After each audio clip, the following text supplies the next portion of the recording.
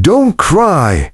Mister, you can borrow my mom, said the little boy to the CEO sitting alone at the park on Christmas Eve. The snow fell softly on Riverside Park that Christmas Eve, each flake catching the glow of the street lamps like tiny stars descending from heaven. Robert Mitchell sat alone on the cold wooden bench, his expensive overcoat doing little to ward off the chill that had settled deep in his bones. At 58 years old, he had built an empire from nothing, climbed every mountain the business world had to offer, and yet tonight, on this holiest of nights, he found himself utterly alone. His phone buzzed again in his pocket. He didn't need to look to know it was another message from his assistant. Another crisis at the office that apparently couldn't wait until after the holidays. For 30 years, he had answered every call, attended every meeting, sacrificed every moment. And where had it gotten him? Sitting on a park bench while the world celebrated around him. Warm lights glowing in every window, except his own. Robert pressed his fingers against his eyes,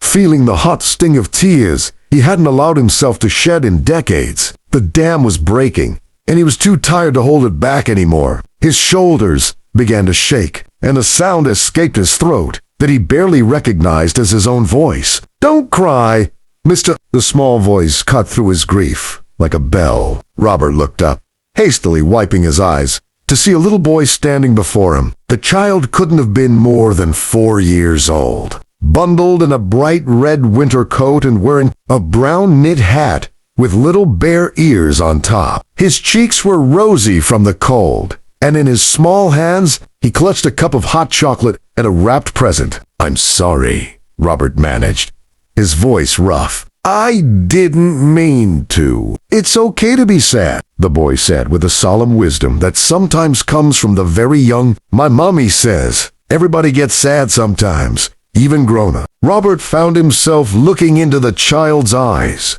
dark and earnest, filled with a concern that seemed far too deep for someone so small. "Your mother sounds very wise." The boy nodded enthusiastically. "She's the bestest mommy in the whole world." Then his face grew thoughtful, and he tilted his head to one side. "Are you sad because you don't have a mommy?" The question, so innocent and direct, hit Robert harder than any boardroom confrontation ever had. The truth was, his own mother had passed away 3 years ago, and he had been too busy closing a merger to make it to her bedside before the end. It was a regret that haunted him every single day. "Something like that," Robert whispered. The little boy's expression became very serious. He seemed to think deeply about this problem, his small brow furrowing. Then, as if struck by divine inspiration, his face lit up with a kind of pure joy that only children possess. "I know," he exclaimed. "You can borrow my mom. She gives the very best hugs, and she makes hot chocolate with tiny marshmallows, and she reads stories in funny voices." He paused, considering. "She's really good at making people not sad anymore." Robert felt something crack inside his chest, something that had been frozen solid for far too long. This child, this perfect stranger, was offering to share the most precious thing in his world with a sad man on a park bench? When had Robert last thought of anyone but himself? When had he last offered comfort instead of criticism? Kindness instead of competition? "That's very generous of you," Robert said, his voice thick with emotion. "What's your name, young man?" "I'm Oliver," the boy announced proudly. "Oliver James Patterson. I'm 4 3/4 years old." "Well, Oliver James Patterson. I'm Robert, and I think that might be the kindest offer anyone has made me in a very long time." Oliver beamed at this, clearly pleased with himself. Then he looked back over his shoulder toward the Christmas tree that stood at the center of the park, its lights twinkling merrily. "My mommy's over there. She's the pretty one in the gray coat. That's her coming now." Robert followed the child's gaze and saw a woman walking toward them through the falling snow. She was perhaps in her early 30s, with long blonde hair falling past her shoulders and a cream-colored dress peeking out beneath her long gray coat. She carried shopping bags in one hand, and her face showed concern as she quickened her pace toward her son. "Oliver, sweetie, you can't just run off like that," she said as she reached them, her voice gentle but firm. Then she noticed Robert, saw the redness around his eyes, and her expression shifted to one of understanding and compassion. "I'm so sorry. Has he been bothering you?" "Not at all," Robert said, rising to his feet. "Your son has just restored my faith in humanity, actually." The woman looked confused, glancing between Robert and Oliver. The little boy tugged on his mother's coat. "Mommy, this is Robert. He was crying because he doesn't have a mommy anymore. I told him he could borrow you. That's okay, right? You always say we should help people who are sad." The woman's eyes widened, and a flush of color rose to her cheeks. "Oliver, honey, you can't just—" She stopped, looking at Robert's face, really seeing him. Whatever she saw there made her pause. "I'm sorry. That was inappropriate of him to say, but his heart was in the right place. Please, don't apologize," Robert said. "I'm the one who should apologize. I shouldn't have been sitting here, feeling sorry for myself where children could see me. I'm Robert Mitchell. By the way, Claire Patterson," she said, extending a hand. Her grip was warm and firm, her smile kind, and apparently, according to my son, I'm available for rental. Despite everything, Robert found himself laughing, a real laugh that came from somewhere deep inside. Oliver looked delighted, bouncing on his toes. "Si, mommy, magi, im." Laugh. Now he's not sad anymore. "You certainly helped," Robert admitted. He looked at Claire, this stranger who had raised such a remarkable child. "You've taught him well. His compassion is extraordinary." Claire's eyes softened. "I tried to teach him that kindness costs nothing but means everything. In a world that can be so harsh, I want him to be a light." She paused, studying Robert's face. "Are you alone this Christmas Eve, Mr. Mitchell?" The question was gentle, but it struck at the heart of everything. Robert found himself nodding, the words spilling out before he could stop them. "I've spent my whole life building a company, climbing the ladder, winning every battle. I told myself that relationships were distractions, that success was what mattered. And now I have an empty penthouse, a fortune in the bank, and absolutely no one to share it with." "That sounds very lonely," Claire said simply. "It is," Robert admitted. "My mother passed away 3 years ago. I was in Tokyo closing a deal when she died. I told myself I would visit after the merger. That business had to come first. But there was no after. And my father, well, he died when I was young, never knowing what I would become. Sometimes I wonder if all of this success was just me trying to prove something to a ghost." Oliver had been listening with the intense concentration of a child, processing every word. Now he stepped forward and, without warning, wrapped his small arms around Robert's legs in a fierce hug. "I'm sorry your mummy went to heaven," he said, his voice muffled against Robert's coat. "That makes my heart hurt for you." Robert stood frozen for a moment. Then slowly, carefully, he bent down and returned the embrace. When was the last time someone had hugged him? When was the last time he had allowed himself to be vulnerable enough to accept comfort? Claire watched this exchange with glistening eyes. When Robert stood up again, she made a decision. "Mr. Mitchell Robertai. No, we just met, but no one should be alone on Christmas Eve. We're just heading home to make dinner and watch Christmas movies. Would you like to join us? Nothing fancy, just spaghetti and meatballs, but there's plenty." Robert opened his mouth to decline automatically, the way he had declined every personal invitation for the past decade. But something stopped him. He looked at Oliver's hopeful face, at Claire's genuine smile, and realized that this was a gift being offered. Perhaps the most valuable gift he had received in years. "I would like that very much," he heard himself say. "If you're sure I wouldn't be intruding, you're not intruding."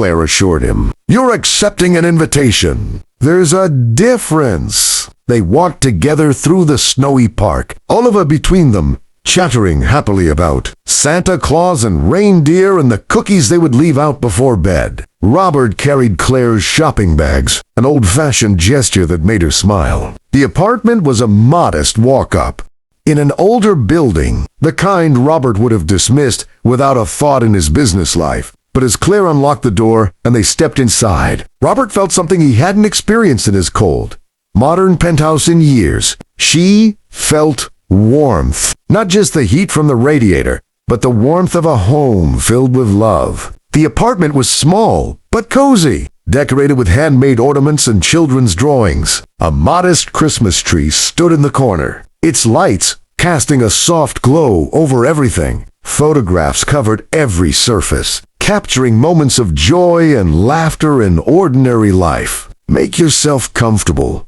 Claire said, hanging up their coats. "Oliver, why don't you show Robert your Lego city while I start dinner?" Oliver needed no further encouragement. He grabbed Robert's hand and pulled him toward a colorful play area, launching into an elaborate explanation of the buildings he had constructed. Robert, who had negotiated billion-dollar deals with world leaders, found himself utterly captivated by a 4-year-old's imagination. As Oliver talked, Robert found himself really listening, not just waiting for his turn to speak or thinking about the next meeting. He asked questions about the Lego firefighters and their brave adventures, about the zoo and all its animals. And with each minute that passed, he felt the ice around his heart melting a little more. Claire worked in the kitchen, occasionally glancing over at the unlikely pair on her living room floor. There was something about this man, she thought, something broken that was trying to heal. She recognized it because she had been there herself after Oliver's father had left when she was pregnant, claiming he wasn't ready for the responsibility.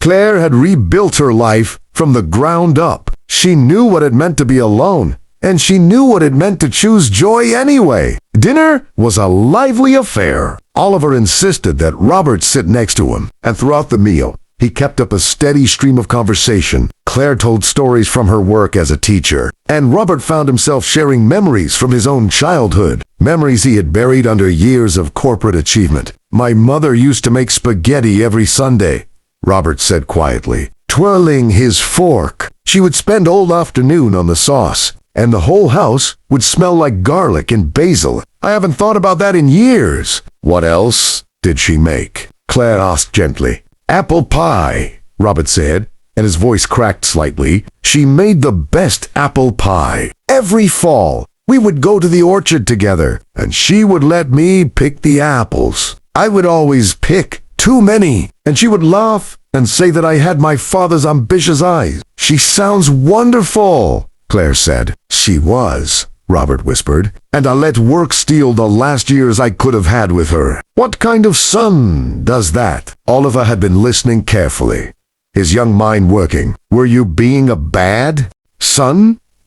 he asked with characteristic directness. "Oliver," Claire admonished gently. "No, it's okay," Robert said. He looked at the little boy, seeing no judgment in those innocent eyes, only curiosity. "I made mistakes, Oliver. Biggie ones. I thought that being successful meant I was doing the right thing. But I forgot that love is more important than money. By the time I understood that, it was too late." "But do you understand now?"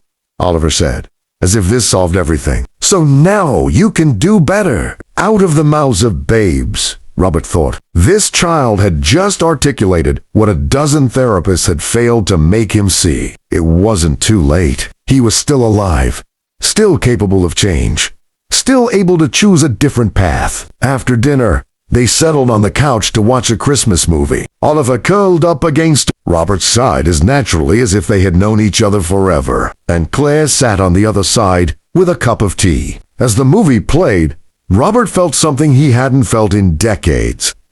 Peace. Somewhere during the second movie, Oliver fell asleep, his head resting on Robert's lap. Claire smiled and stood to get a blanket, gently covering her son. "Thank you," Robert said quietly. "Careful not to wake the sleeping child. You have no idea what this evening has meant to me." Claire sat back down, tucking her feet under her. "I think I do, actually. 2 years ago, I was in a very dark place. Single mother, barely making ends meet, wondering if I was doing everything wrong. And a stranger in the grocery store saw me crying in the cereal aisle and simply asked if I was okay. She listened to me for 20 minutes, this complete stranger. And when she left, she told me that I was stronger than I knew. I never saw her again, but her kindness changed something in me. It reminded me that people still care, that the world isn't as cold as it sometimes seems. I've forgotten that," Robert admitted. "I've spent so long in a world where everyone wants something, where every interaction is a transaction. I forgot that people can simply be kind. It's not too late to remember," Claire said. "Oliver was right about that. You understand now,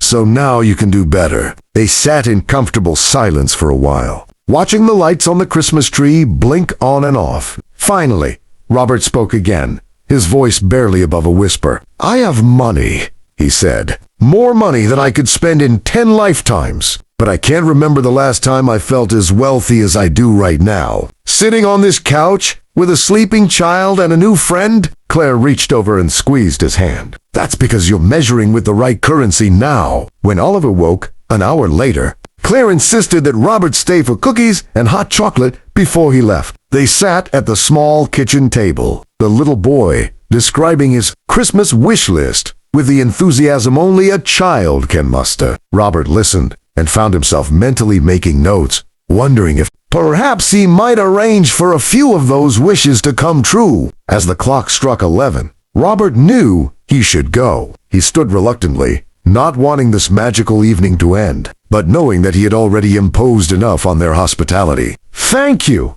he said to Claire at the door, "for everything, for including me, for sharing your home and your family. I won't forget this." "You're welcome any time," Claire said, and he could tell she meant it. "Really. Oliver would love to see you again, and honestly, so would I. It's nice to talk to you." Another adult who understands that life is about more than just getting by. Oliver appeared at his mother's side, rubbing sleep from his eyes. "Are you still sad, Robert?" Robert knelt down so he was eye level with the boy. "No, Oliver. Thanks to you, I'm not sad anymore. You were right. Your mom does give the best hugs, and she does make the very best hot chocolate. Thank you for sharing her with me." Oliver threw his arms around Robert's neck. "You can borrow her any time you need to," he whispered. "That's what friends do." Friends. Robert hadn't had a real friend in so long. He had almost forgotten what the word meant. He hugged Oliver back, feeling tears prick his eyes again. But this time they were tears of gratitude, not grief. As Robert walked home through the snowy streets, his phone buzzed incessantly in his pocket. But for the first time in 3 decades, he didn't reach for it. Instead, he looked up at the stars barely visible through the city lights and the falling snow. And he made himself a promise. Tomorrow, he would start living differently. He would establish a foundation in his mother's name. Helping single parents like Claire, he would mentor young entrepreneurs, giving them not just money, but time and wisdom. He would stop measuring his life in quarterly reports and start measuring it in moments of connection, in relationships built in kindness, given and received. But tonight he would simply walk home through the snow and remember what it felt like to be part of a family again, if only for a few hours. He would remember a little boy in a red coat and a bear hat who had seen a stranger crying and decided that the right response was not to look away,